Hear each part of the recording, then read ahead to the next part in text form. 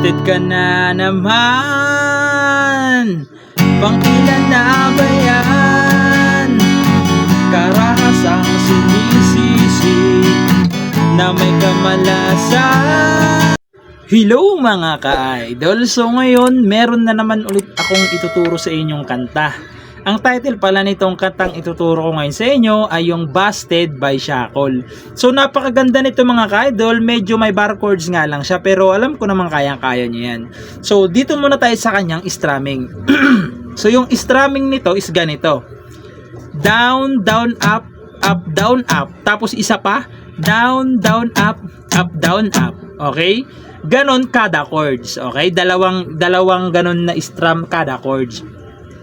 Tapos, pag yung chords naman is may nakita kayong nasa loob ng open-close parenthesis, isang beses nyo lang gagawin yung strumming natin. So, ganito, pag nasa loob ng open-close parenthesis, down, down, up, down, up. Lilipat agad pag nasa loob yung chords ng pag nasa loob ng open-close parenthesis yung chords, okay? Isang beses nyo lang gagawin. So, proceed na tayo doon sa kanyang whole verse. So, yung whole verse niya rito mga ka-idol is D. Ayan yung D. First string to, second string to, third string naman to. Ayan, D. Tapos, ito yung sinasabi ko sa inyong bar chords. Kaya mas maganda, practicein nyo lagi yung bar chords, no? Ayan, F sharp. Yung F sharp, nakabar sa second fret. Dito naman sa third ay third string. Sa fourth fret naman ay fifth string, tsaka fourth string. Ayan yung F sharp. Tapos, B minor. Yung B minor, itong tatlo na to, ibababa nyo lang sila ng tagi-isang string. Yan. B minor. Second string na to. Fourth string, tsaka third string na. Ayan. B minor. Tapos A. Yung A, ito siya. Second string, third, fourth string. Ayan. A. Sa unang verse, 2 times yung gagawin. Tapos, sa second verse, 2 times ulit. Okay?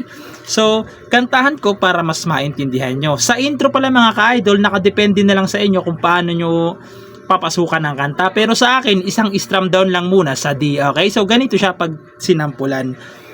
Busted ka na naman. Pangilan na ba yan? Karahasang sinisisi na may kamalasan. Ang lagi mong tanong, tao ba ko inay? Nang magsabog ang kapangitan, hindi ka namigay. Habang nabutas, doon napapasok yung chorus, okay? So, proceed naman tayo doon sa kanyang chorus. So, yung chorus niya rito mga ka-idol, kung makikita nyo dyan, is nasa loob na siya ng open-close parenthesis. So, ibig sabihin, yung strumming nyo dyan, isang beses nyo lang gagawin, okay? So, yung nakalagay dyan is D, A, tapos G, tapos A ulit. Okay? Yung apat na chords na yan is 3 times nyo gagawin, okay?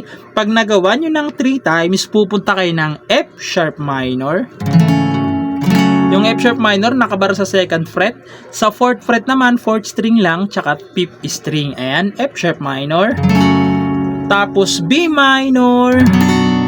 Naturo ko na yung B minor. Tapos E minor. Yung E minor, dalawa lang, fifth string lang, tsaka fourth string sa second fret. Ayan. Tapos pupunta kayo ng C. Yung C, first string, fourth string, tsaka fifth string C. Tapos A. Okay? So, kung makikita nyo dyan, nasa loob sila ng open close parenthesis, no? So, yung strum natin dyan, so, nakalagay naman dyan na isang beses lang, no? So, sasampulan ko yung chorus para mas maintindihan nyo. So, ganito naman siya kapag kinantahan.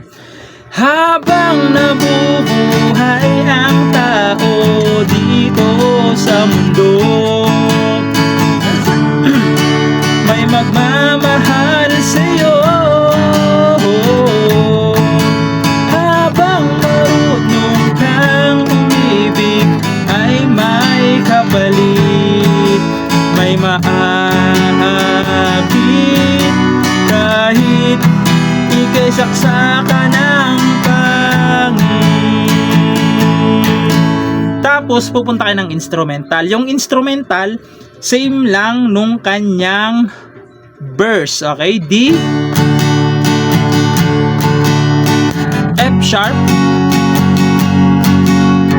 D minor, tapos A. Busted ka na naman.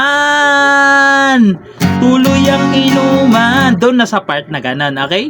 So, ayun lang. Sana nagustuhan yung tutorial natin ngayon. And bye-bye!